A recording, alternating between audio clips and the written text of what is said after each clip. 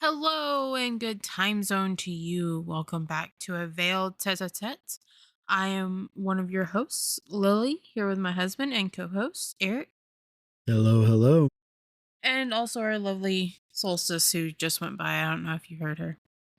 Uh, but yes, we are on our fourth episode of this podcast. Yes, Um, so how do you think it's been going so far? pretty well, pretty well. I think it analytically at this point it's we've had like 7 listeners, but um That's maybe we'll amazing. get more later on. And the interesting thing was that none of them were search listeners. So nobody that searched for us like that I've told to listen to it has listened to it yet. So they were 7 organic listeners. Huh. Uh Okay. Yeah. So and they listened to the polyamory was the most listened to podcast. Then our introduction was the next one. Hmm. Interesting. Yeah, so it's pretty cool. Um but well, at the time of recording this is our first episode into December. Mm-hmm. The holiday season has well begun. Yes, indeed. Uh so what is the best, or at least one of the best gifts you've gotten for Christmas? Mm, so I've got a pretty short memory, Yeah. especially for things like this. So I don't remember a lot of things that I've gotten for Christmas. Um, I do know that your mother getting me socks almost every year is invaluable. It is amazing. She loves that you love that too. She's just so proud to get you socks because you appreciate them so much. I mean, clothes as an adult. Fucking, come on. Great Right? present. And then also, just because it's recent and I kind of want to brag on it, even though it's early, is the early Christmas gift that you've already given me of the hand forged large meat fork. Oh, really? Yes, it is very cool. And I like it Oh, so much. I'm so glad. That makes me so happy. I just want it. But for me, the best gift that I can remember, now don't hate me if I'm not remembering something that may have been better. Um for all those people that might ever listen to this that uh knew all my gifts. Man, it's subjective. But was my first laptop. Um my family got together and put their money together and got me a laptop. This was back in 2000. You were there for this, weren't you? Yes, yes, I So this was was. 2009, I think. Something like that, yes. Yeah, until then I had been living off of old hand me down, found in the garbage, put together computers. I don't know how they even handled the internet. Um and so I, didn't have all the cool fancy bells and whistles that all the other cool kids had. Um but then you came along and you had a laptop, and then if I remember correctly that year they all got together and bought me the laptop that I got. And it was amazing. I love that thing so much. But speaking of Nice. that, uh there are a lot of holidays in December. You've got silly ones like Ugly Sweater Day, and Dingaling Day. Good Hear me out. lord. There is literally a Dingaling Day. Oh, I'm sure Um there is. to more traditional ones like Christmas, Yule, and Hanukkah. Um we're going to be talking about a few holidays in the month of December. Please forgive us if we don't mention a holiday important to you. There are over 30 different holidays in December spanning many religions and cultures. Um, And Go ahead. actually, I just kind of wanted to bring up a couple of the sillier ones before we get into some other ones. Ooh, yes. So, yesterday, as we are recording this December the 3rd, is National No. Green Bean Casserole Day, Ooh, I love me some green bean which casserole. seems to be ever so slightly too late in the year and in the wrong month. While it is a good dish for holidays, including Christmas, it's more of a Thanksgiving dish, is it not? Like it's I a mean, thank. you're not wrong. And then also very, very important for us. Apparently, December 4th, today as we are recording, is National Dice Day. Ooh. Let me. I got some jinglies right here. Mm-hmm. That we're not total nerds. I promise you. No, Mm-hmm. I Yeah. lie. We are. We are 100% total nerds. So yeah, there's a couple of sillier December holidays that are right about now. I love that. I love that so much. Um so December was originally, as the name would lead you to believe, the 10th month in the year. Uh Decem meaning 10 in Latin. But Numa Pompilius, am I saying that right?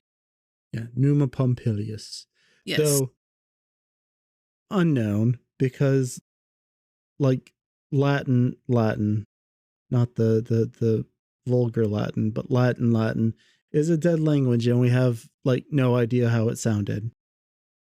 Very So you're true. good.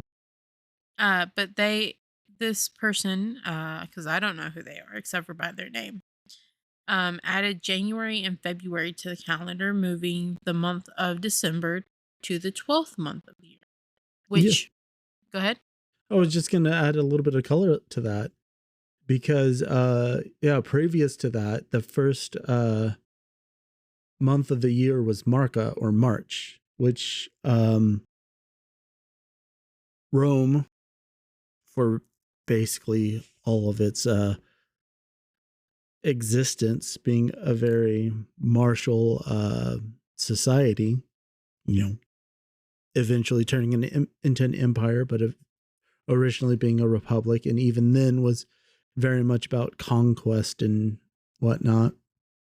Um, March being the first month of the year was because their calendar at that point in time, and kind of still afterwards, was all focused around their schedule of war. So in March, you would begin your campaigns for the year. Wait, like that was just a thing you did? Yeah, yeah. That's You how their just calendar. that's what there is to do in life, is just war?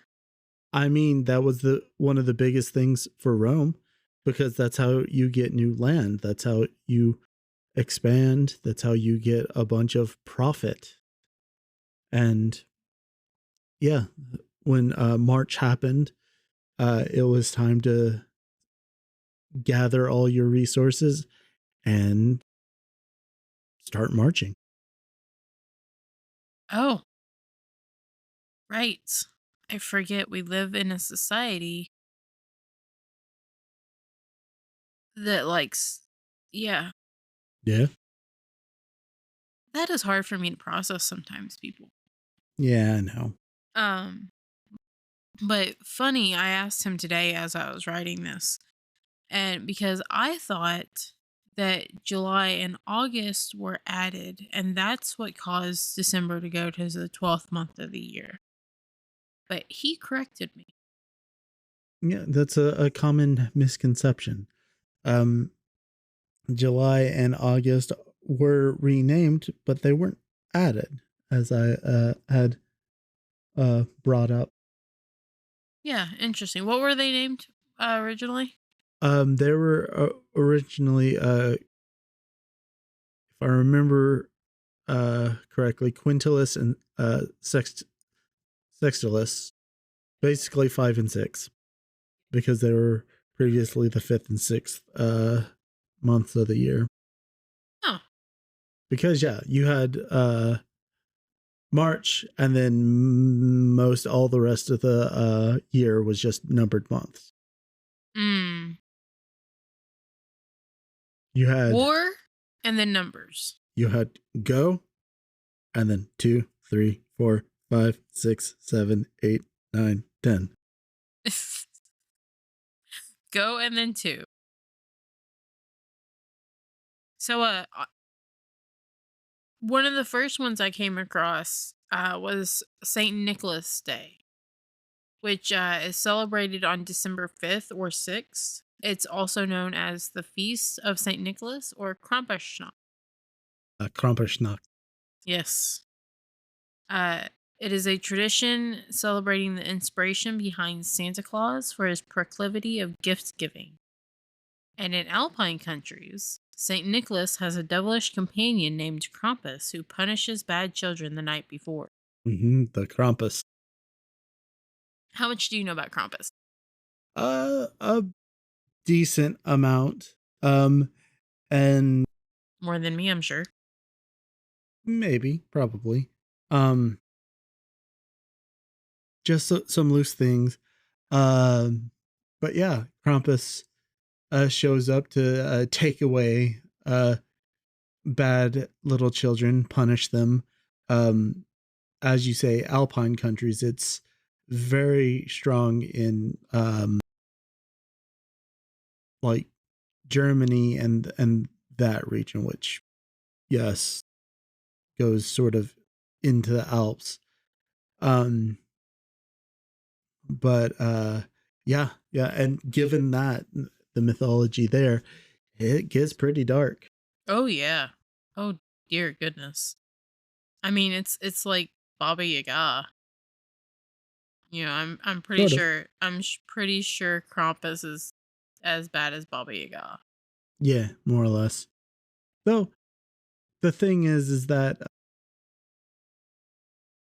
one here you're talking about two different like mythic backgrounds, Oh, fair. sort of Russian proto-Rus versus Germanic, but they do both have very like dark histories there. Mhm. But on the one thing, as long as you're wary and you don't let yourself become outwitted, sometimes every once in a while, Baba Yaga can be useful. I mean, Krampus, as far as I'm aware, just exists to fuck up some children. man, and I thought Baba Yaga was dark. I mean, don't get me wrong, Baba Yaga is dark. Oh no, she is. She is. I know. I know. I have played her before. I know. I'm just kidding. I'm just kidding.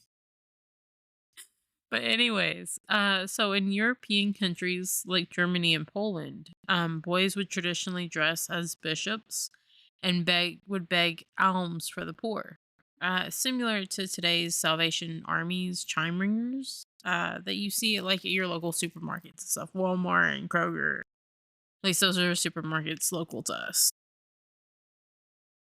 In I can't pronounce this name correctly unless you can. In the Portuguese city of Guimarães.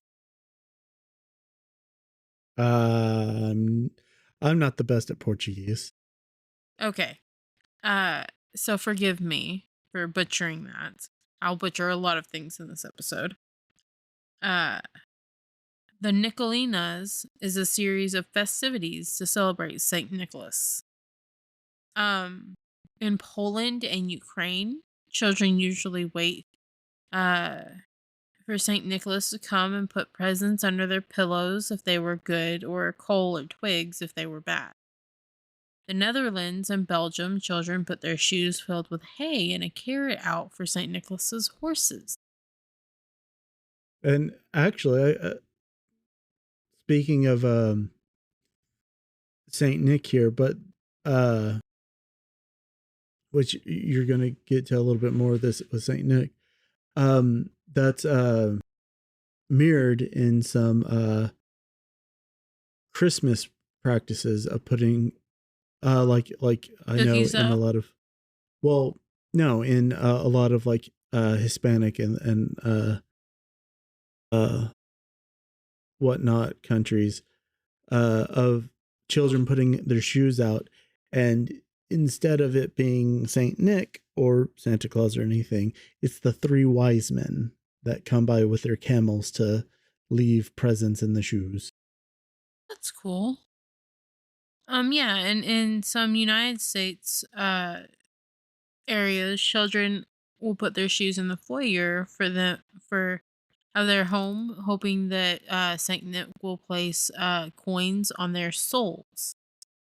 This is also this Saint Nicholas Day, and this figure of Saint Nicholas was where the British Father Christmas comes from. Mm-hmm. So the name Santa Claus was derived from the Dutch Sinterklaas, Sinterklaas. which is a saint's name in their language. However, for many, the gift giving of the holiday is associated more with Christmas Day instead of St. Nicholas Day. And a little bit about St. Nicholas, which I went and looked up. Um, Nicholas of Myra, is that how you say it? Myra? Could Again, be. we could be either It's or. interchangeable. We're podcasting. We're expected to mispronounce things. Okay, great, cool. Saint Nick or Nicholas of Myra was, according to Christian tradition, born in Patar in Asia Minor. He was said to have taken a pilgrimage to Egypt to study under the Desert Fathers, which was consecrated by the Bishop of Myra. He was imprisoned while there, but the Edict of Milan in 313 allowed for public practice of Christianity in the Roman Empire and thus freed him.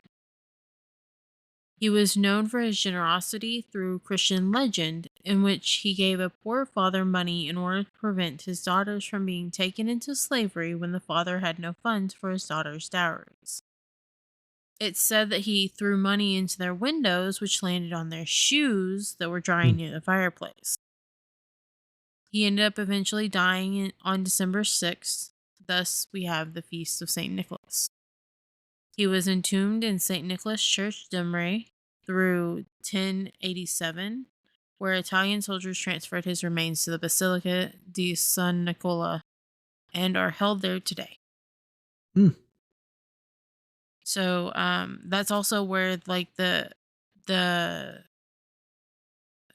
tradition of putting the shoes out in the foyer and hoping that coins are left on your shoes comes from is from this legend of Mm-hmm. him tossing the money in the window and them landing on their shoes.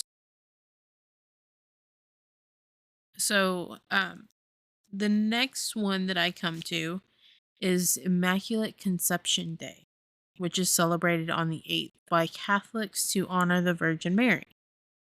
It celebrates the conception of Jesus Christ 9 months before the Feast of Mary on September 8th. By pontifical decree, it is the patronal feast day in Argentina, Brazil, Chile, Italy, Korea, Nicaragua, Paraguay, the Philippines, Spain, the US, and Uruguay. Dear God. By royal decree, it is designated as the day honoring the patroness of Portugal. And since 1953, the Pope has visited the Column of the Immaculate Conception in the Piazza de Spagna to offer expiatory prayers commemorating the solemn event. Mhm. Oof, that was a lot of lists, and I still have Mhm. another entry that has a list of countries. Indeed. Bodhi Day is also spelled yeah, Body Day is also Bodhi. is it Bodhi? It's Bodhi, as far as I They know. weren't sure. They said body, they said Bodhi, yeah. Okay. Anyways, is Bodhi Day is celebrated on December 8th by the Buddhists. It is also known as Rohatsu, and it celebrates the day Buddha Siddhartha Gautama is said to have achieved enlightenment. Bodhi Day is observed by many mainstream Mahayana traditions, including Zen and Pure Land schools of China, Korea, Japan, Vietnam, and the Philippines.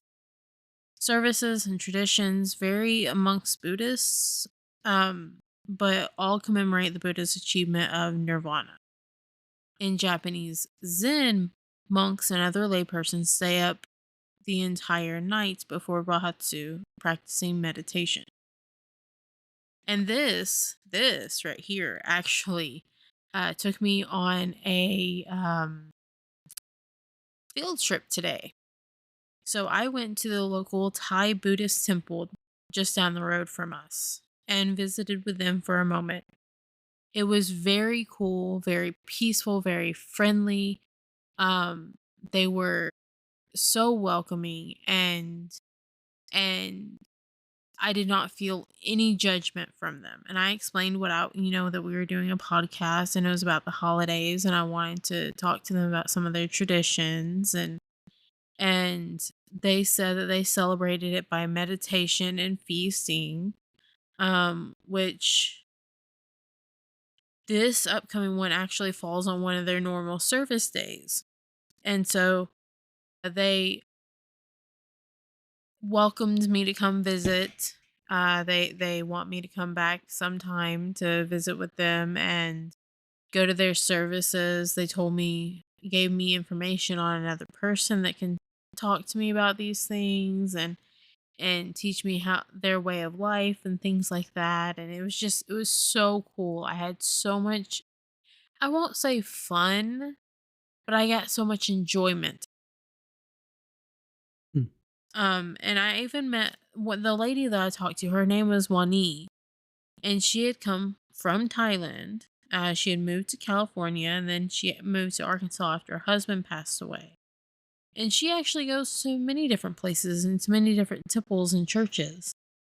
And it's wonderful talking to her and seeing people that flow between religions Mm. and like hold some traditions for this religion and some for this religion and believe in this and believe in that, and it was so cool.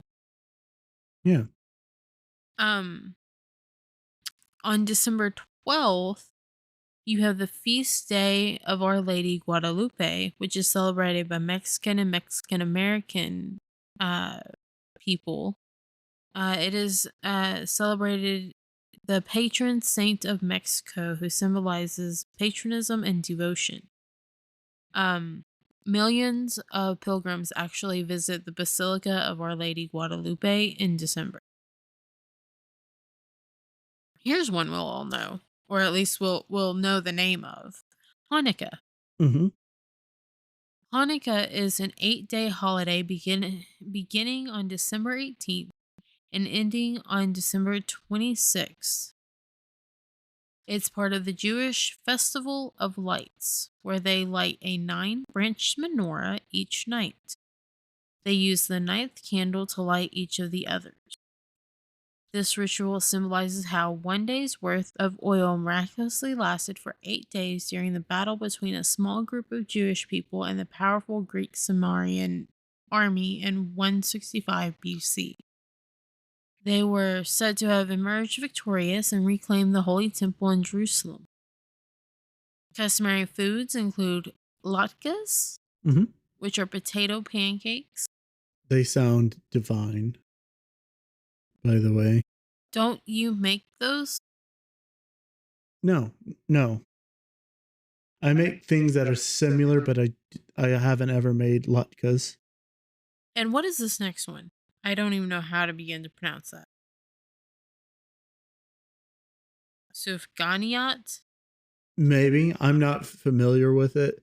I have heard of them making like jelly donuts or whatnot, but I haven't ever heard the Traditional name. yeah.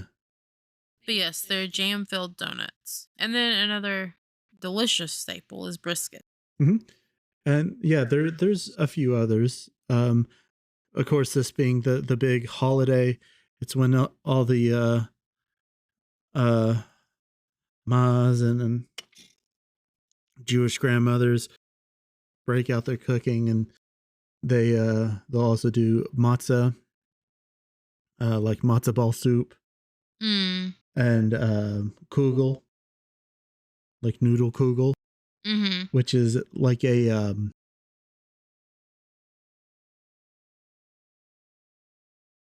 how to exactly say it? It's kind of like, so you take like a wide noodle, like an egg noodle, Mm-hmm.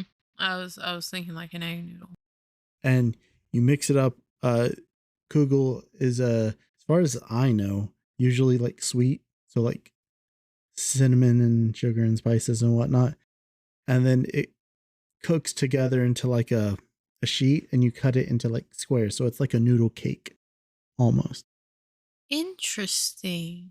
Yeah, and then there's That also sounds potato kugel as well, which I think potato kugel might be more often uh savory, but I'm not sure. that sounds very interesting. This is also where the dreidel comes from. Hmm. Are you singing it? It's in my head now. You're welcome. We're not gonna make you sing it, but now you'll Oh, have I it stuck in your absolutely would head not. now. You'd have to fucking shoot me to make me sing out loud. uh, Yule is typically celebrated on the winter solstice, which is typically December 21st. It was historically celebrated by Germanic people as a winter holiday celebrating the longest night of the year and the reemergence of the sun and days beginning to grow longer. In contemporary pagan and Wiccan traditions, they celebrate by burning a Yule log, which was tradition with Germanic people, as well as sharing a feast and exchanging gifts. It was incorporated into the Christmas holiday by Christians during the Christianization of the Germanic people in the 1100s. Hmm. And there's actually another way that the Yule log has somewhat survived as a large cylindrical cake. Yes. Um, and then you have Kwanzaa, which is another one I've heard around. And it is an annual celebration by African American cultures from December 26th to the January 1st, culminating in a communal feast called Karamu, usually on the sixth day. It was created by activist Maulana Karenga, If I were going to hazard a guess, yeah, it'd be something like that. Milana Karinga. but he based it on various festival traditions from parts of West, East, and Southeast parts of Africa in 1966. During Kwanzaa, families decorate their households with art and colorful African fabrics such as kente and wear kaftans by women. They also place fresh fruit out, and they have music, libations, and ceremonies honoring their ancestors. Now, we haven't gotten to this one yet, so here we'll get to this one. Everybody's waiting for this one. You've got Christmas. Yeah. Christmas, we all know and love Christmas. Typically, it's celebrated on December 25th as the date of Jesus Christ's birth. Though historians are not certain the actual date of his birth, there are theories that state it was set on December 25th because Jesus was seen as the sun, as in the sun in our solar system, and thus the winter solstice on or around, because it marked the point in which daylight became longer and the sun returned. Mm. Uh, Go ahead. I was just going to say that. So I have heard some things around, Mm-hmm. just my various bits of, Trivia. yeah, trivia, that it's thought that the actual date of Jesus's birth, if there is an actual historic Jesus, is actually probably like in April Mm-hmm. or something of the sort. Yes, I've heard that. And it was moved around uh, to December 25th to fit on the solstice in sort of something that was a pretty common historical practice of moving around holidays, Christian holidays, to fit over pagan ones. Mm-hmm. So, in the process of Christianizing Europe, basically, that these Christian holidays would fit over and eventually, and they were correct, supplant the older pagan holidays. Yes. Yes. So that was yes. However, some jurisdictions of East Orthodox churches, including ones in Russia, Georgia, Macedonia, Montenegro, Serbia, and Jerusalem, mark feasts using the Julian calendar rather than the contemporary Gregorian calendar, making the current celebration of Christmas on January 7th. Which is interesting. I knew that there were different calendars, but I didn't realize that even places in the world actually use a different calendar than what we use. Oh, yeah, yeah, for sure. That's so weird because like, oh yeah, we're in year 2024, and they're like, oh, we're in 1683. I don't know. Yeah, yeah, there's to go on a bit of a tangent, but there are a few different calendars out there now. The Gregorian calendar, just because of trade and the globalization of society on Earth, has sort of become the de facto calendar. But a lot of various countries and regions do sort of still sort of keep around their older ones. In fact, the Japanese calendar, using the traditional format, measures years in like the reign of the emperor, Mm-hmm.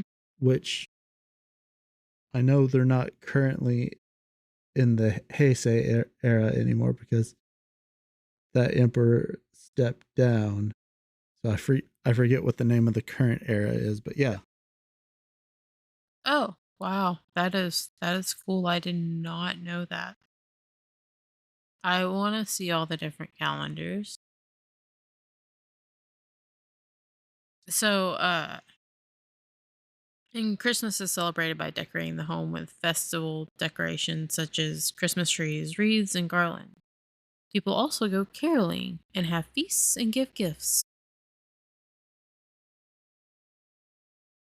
The last one that I have on my list, which we're gonna have to do a lot of bullshitting here, um, is Coliada. Did I say that correctly? Probably. That's my guess. Yeah, I mean that seems like as good of a guess as I could come up with. It's celebrated from the winter solstice until Epiphany, which is typically celebrated on January 6th, or the Julian calendar relating to the 19th. It actually predates Christian traditions in the Ukrainian, Belarusian, Polish, Bulgarian, Macedonian, Serbo Croatian, Lithuanian, Czech, Slavic, Slovene, and Romanian cultures. It involves groups of singers visiting house to house, singing carols. Yeah, People and like to sing. I was about to say, given that you can see how caroling got rolled into Christmas Yes. and whatnot, and because I've got, history and mythology on the brain because that's what I've been listening to all day. Just with that, you can sort of see how traditions, older ones, end up getting repurposed and rolled into newer ones. Mhm. And they're sort of named and reattributed, and the hows and whys are sort of redone, but it's part of this long lineage. Yeah, like, they're all the same, they've been there, we're just repurposing them. Hmm. And that's something another reason why I did Kwanzaa was because it was a relatively new holiday that is widespread celebrated. Yeah, yeah. As far as I'm aware, because I've heard and read a little bit about it, it was sort of founded to celebrate like African culture, and Mhm. because of sort of the domination of I hate to put it this way because it doesn't seem particularly accurate, but how it would sort of be called like Western culture over everything. And so Kwanzaa was pulled forth in sort of during a time of sort of like resurgence of African culture. Mhm. And he was an activist during the 60s and 70s, and he wanted to originally, um it said that he wanted it to, like, how to put it, um oppose Christian religion. Yeah, that's fair. um but then he realized that he was isolating some of his African Christians, and so he rephrased himself to say that he didn't want to destroy or take away from their religious beliefs.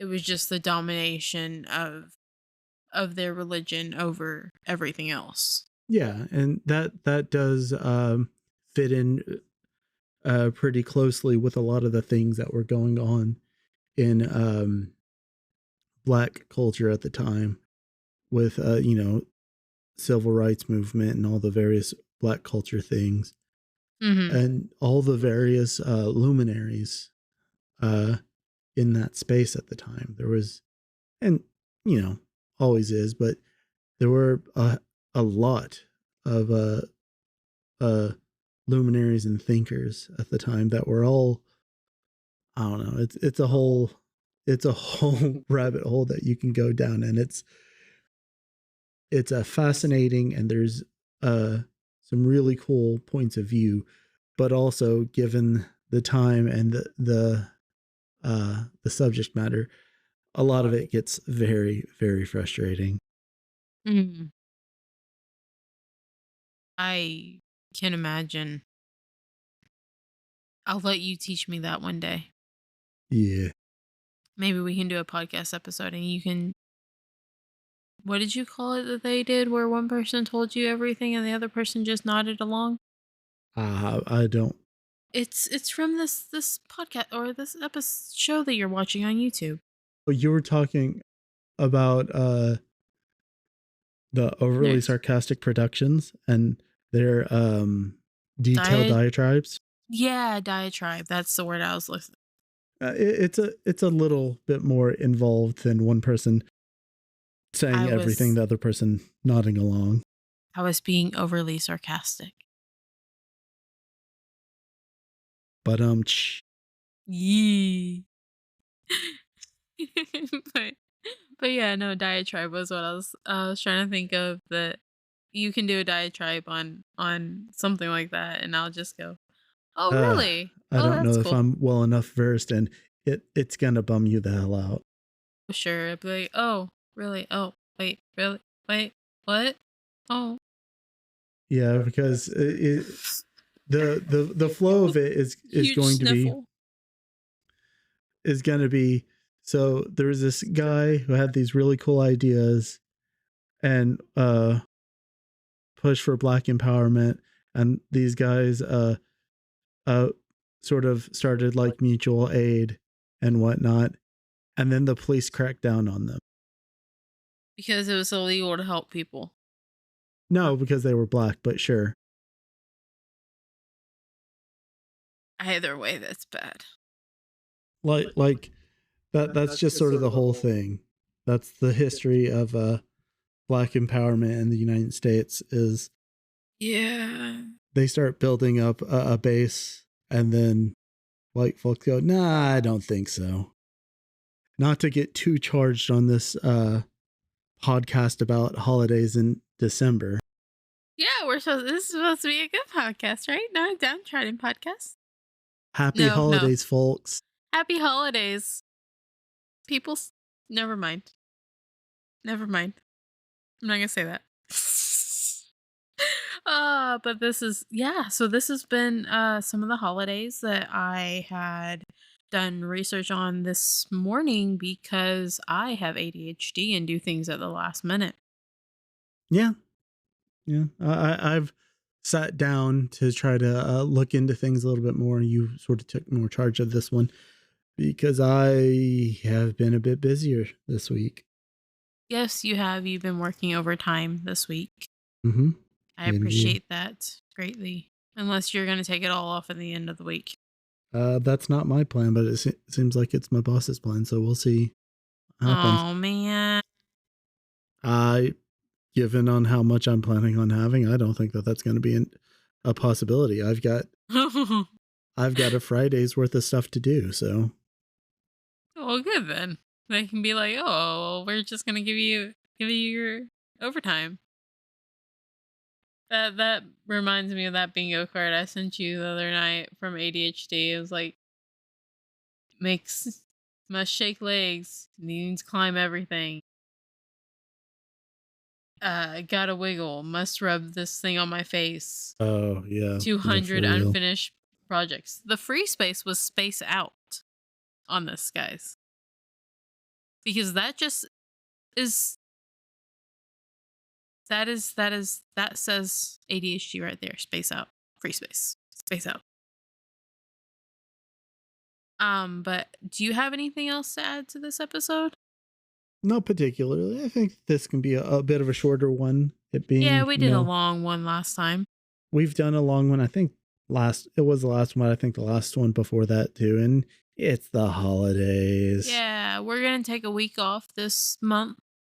Come back in the new year, start fresh. Hopefully we got some fresh ideas. If you have any ideas for us, all 7 of you listeners, or possibly more.